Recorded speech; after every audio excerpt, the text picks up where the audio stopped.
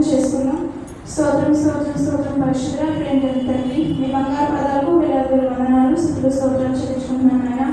ఏసే తండ్రి నాయన, ఏ యోగ్యత లేనివారు నాయన, అయినప్పటికీ నాయన నీ ఉచితమైన కృపలో మమ్మల్ని కాచి కాపాడి భద్రపరిచినైనా నూతన మాసమైనా మొదటి పునరుద్ధరణ దినమందునైనా మేమందరం ఇలా కూడుకొని మిమ్మల్ని స్తుతించి ఆరాధించి మహిమపరచకు మాకు మీరు ఇచ్చిన సమయాన్ని బట్టి ఈ యొక్క ధన్యతను బట్టి మీకు వందనాలైనా. ఇప్పటి వరకు నాయన వేసి మేము పాటలతో నాయన స్తుతించాము, కనపరచామైనా అందరి బట్టి కూడా మీకు వందనాలైనా. ఇప్పుడు నాయన వేసి మేము వాక్యంలోకి వెళ్ళిపోతున్నానైనా వాక్యం చెప్పి మీకు దాసుని బట్టి కూడా మీకు ప్రార్థన చేస్తున్నాం నాయన. జ్ఞాపకం చేసుకున్నాయన వేసే తండ్రి నాయన ఆ బిడ్డనైనా మీరు మీ ఆత్మతో బలపరిచినైనా శివచారినైనా మీరు ఆవిడ మరుగుపరచుకొని పెట్టుకొచ్చినాం నాయన.